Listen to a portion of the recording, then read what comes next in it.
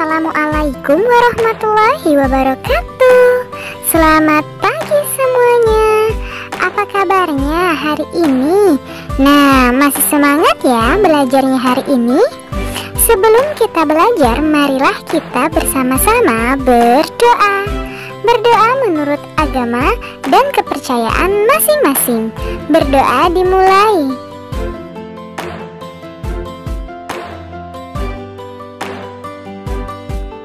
Berdoa selesai. Hari ini kita akan belajar materi kelas 3 tema 6, subtema 2 pembelajaran 3 mengenai perubahan energi.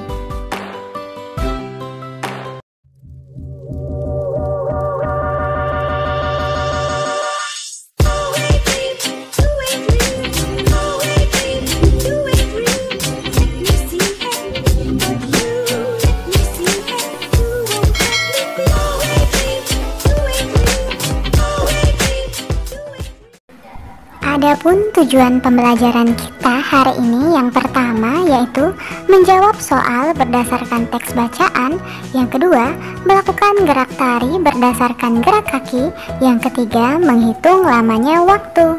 Minggu lalu siswa kelas 3 berkunjung ke Waduk Jatiluhur.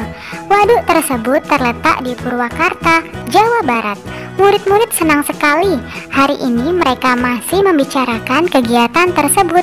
Berikut ini percakapan mereka.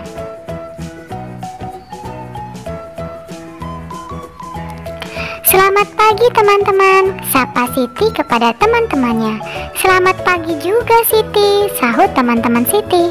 Bagaimana kabar kamu Siti? Apakah kamu sudah sembuh?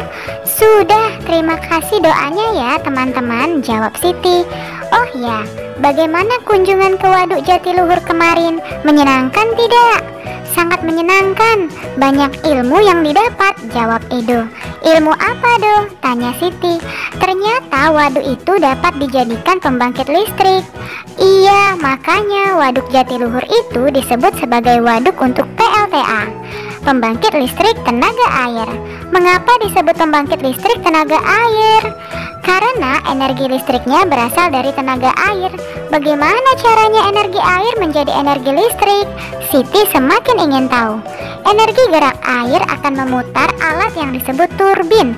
Lalu turbin menggerakkan generator listrik. Bergeraknya generator listrik inilah yang akan menghasilkan listrik.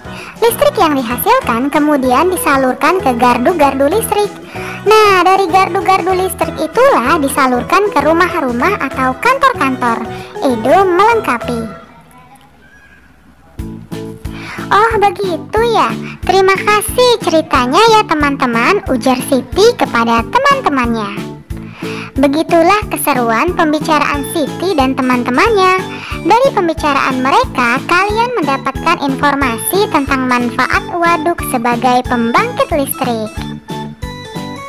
Selain sebagai pembangkit listrik, waduk juga digunakan untuk keperluan lainnya seperti irigasi atau pengairan sawah, perikanan, dan juga sebagai tempat wisata.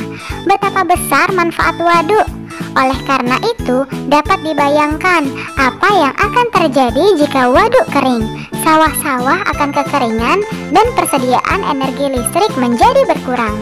Sekarang coba pikirkan, apa akibatnya jika tidak ada listrik? Apa pula akibatnya jika sawah kering? Nah, kalian telah membaca wacana di atas. Sekarang coba kalian jawablah pertanyaan-pertanyaan berikut ini ya. Kerjakanlah di buku tugasmu. Yang pertama, tuliskan 2 hal tentang Waduk Jatiluhur yang sudah diketahui. Yang pertama, waduk itu dapat dijadikan pembangkit listrik dan Waduk Jatiluhur digunakan sebagai waduk untuk PLTA. Yang kedua, waduk juga digunakan untuk keperluan irigasi, perikanan, dan juga sebagai tempat wisata.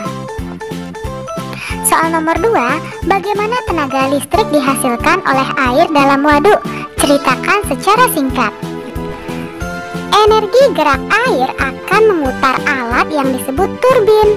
Lalu turbin menggerakkan generator listrik. Bergeraknya generator listrik inilah yang akan menghasilkan tenaga listrik. Nomor 3, bagaimana listrik dari PLTA dapat sampai ke rumah-rumah? Jawabannya, Listrik yang dihasilkan kemudian disalurkan ke gardu-gardu listrik. Nah, setelah itu disalurkan ke rumah-rumah. Nomor 4, apa yang akan terjadi jika air waduk kering? Tentu saja sawah-sawah akan kekeringan dan persediaan energi listrik menjadi berkurang. Untuk nomor 5, silakan kalian diskusikan bersama orang tuamu ya. Lalu tulislah di bukumu masing-masing. Lani telah selesai bercakap-cakap dengan teman-teman. Kemudian Lani mengajak teman-temannya untuk berlatih menari. Kali ini mereka akan berlatih gerak kuat kaki pada tari. Jenis gerakannya hampir sama dengan gerakan sebelumnya. Iringan musiknya lebih cepat, sehingga gerakan kaki harus lebih kuat. Lani meletakkan tangan di pinggang, kemudian kakinya diayunkan mengikuti irama musik cepat. Musiknya berirama cepat, kakinya harus diayunkan lebih kuat. Ingat gerakan yang sudah dipelajari sebelumnya ya. Gerakan pertama, tangan diletakkan di pinggang, lalu kaki kiri mengarah ke sebelah kanan, lalu kembali lagi dan lakukanlah hal sebaliknya. Ikuti gerakan kepalamu juga ya, lakukan seperti pada gambar. Untuk gerakan kedua, kaki kiri dibuka dan pinggang sedikit ditekuk. Tangan tetap diletakkan di pinggang ya. Lalu kembali seperti semula, lakukan juga sebaliknya. Kaki kanan dibuka dan sedikit ditekuk. Ikuti dengan gerakan kepala ya. Gerakan yang ketiga, tangan dibungkukkan ke depan, lalu ditekuk. Kaki kanan ditekuk. Kembali lagi dan kaki kiri ditekuk. Nah, lakukan seperti pada gambar ya. Semakin kuat gerakan pada tarian, semakin besar energi yang dibutuhkan. Bahkan seorang penari dapat bercucuran keringat ketika menari, karena menari menguras energi. Selesai latihan menari, Lani dan teman-teman berlatih berhitung. Mereka akan menghitung kegiatan yang dilakukan di sekolah. Sebagai panduan digunakan jadwal pelajaran di sekolah. Guru meminta siswa bekerja secara berkelompok. Masing-masing kelompok menghitung lamanya kegiatan selama 1 hari. Sebelum siswa bekerja, guru menjelaskan cara menentukan lamanya suatu kegiatan. Misalnya pukul 5, Lani bangun tidur, kemudian mandi, berpakaian, dan menyiapkan perlengkapan sekolah. Kegiatan ini dilakukan sampai pukul 5.30. Lama kegiatan tersebut adalah, nah sekarang kita kurang ya. 5.30 ini kita kurang dengan 5 saat Lani bangun. Nah, dapat kita tulis secara menurun ke bawah, seperti di kotak ini. 5.30 dikurang 5. Kita lihat, 0 dikurang 0 sama dengan 0. 3 dikurang 0 sama dengan 3. Nah, 05 dikurang 05 sama dengan 00. Mudah sekali bukan? Nah, lihatlah caranya. Jadi, lama waktu yang diperlukan Lani adalah 30 menit. Contoh yang kedua, ayah pergi bekerja pukul 7.30. Ayah pulang dari kantor dan sampai di rumah pukul 18.00. Lama ayah bekerja dan waktu yang diperlukan dalam perjalanan adalah, perhatikan baik-baik ya. Kita lihat waktunya saat ayah sampai di rumah itu pukul 18. Nah, ayah pergi tadi pukul 7.30 ya. Kita tulis seperti ini. Kemudian diambil 1 jam yang 18 tadi dan diubah menjadi satuan menit, sehingga 1 jam sama dengan 60 menit. Kita ubah menjadi seperti ini. Nah, yang tadi 18 kita ubah menjadi 17.60. Di bawahnya 07.30. Kita kurang 0 dikurang 0, 0. 6 dikurang 3, 3. 7 dikurang 7, 0. 1 dikurang 0 adalah 1.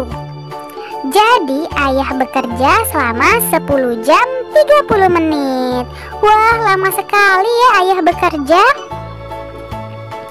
Adakah cara lain yang kamu ketahui untuk menghitung lama waktu ayah bekerja? Berikut ini adalah jadwal kegiatan harian Lani. Berdasarkan tabel berikut, tentukan lamanya masing-masing kegiatan. Misalnya waktu yang pertama itu dari jam 5.00 sampai 5.30. Kegiatannya mandi pagi, berpakaian, dan menyiapkan peralatan sekolah. Ternyata lamanya itu 30 menit. Dari mana? Yuk kita hitung bersama. 5.30 dikurang 5.00. 0 dikurang 0 sama dengan 0. 3 dikurang 0 sama dengan 3. Lalu 05 dikurang 05 sama dengan 00. Jadi tidak perlu kita tulis ya. Cukup lamanya yaitu 30 menit. Yang kedua, saat Lani sarapan dari jam 05.30 sampai 05.60 ya, kita ubah. 0 dikurang 0 sama dengan berapa? Sama dengan 0. 6 dikurang 3 sama dengan 3. Jadi lama waktu Lani sarapan yaitu 30 menit. Lalu ada jam 6.10 sampai 6.30 perjalanan ke sekolah. Tinggal kita kurang ya. 30 dikurang 10 sama dengan 20 menit. Lalu ada jam 06.30 sampai 06.55 untuk Lani sampai di sekolah bermain dengan teman. Nah, karena jamnya sama, jadi kita tinggal mengurangkan menitnya saja. 55 dikurang 30 sama dengan 25 menit. Ingat ya, jika jamnya sama, mudah tinggal kita kurangkan menitnya saja. Lalu untuk yang 7.00 sampai 12.30 kita kurangkan ya. Nah, begini caranya.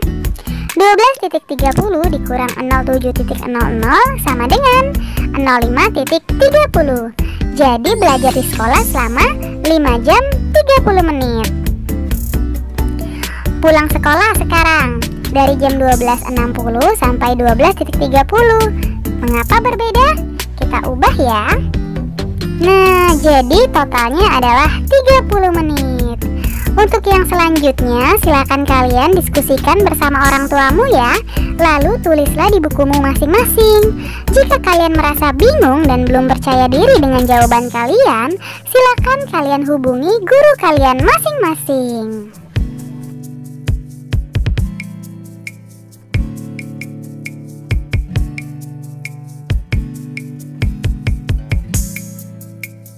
Terima kasih, kalian sudah mempelajari materi hari ini dengan baik. Kamu memang anak pintar. Ayah bunda, terima kasih ya sudah mendampingi Ananda hari ini. Semoga Ananda memahami materi pembelajaran hari ini dengan baik. Jangan lupa untuk membereskan perlengkapan belajar dan berterima kasih kepada orang tua, serta berdoa setelah belajar. Terima kasih. Sampai bertemu di materi selanjutnya. Dadah, wassalamualaikum warahmatullahi wabarakatuh.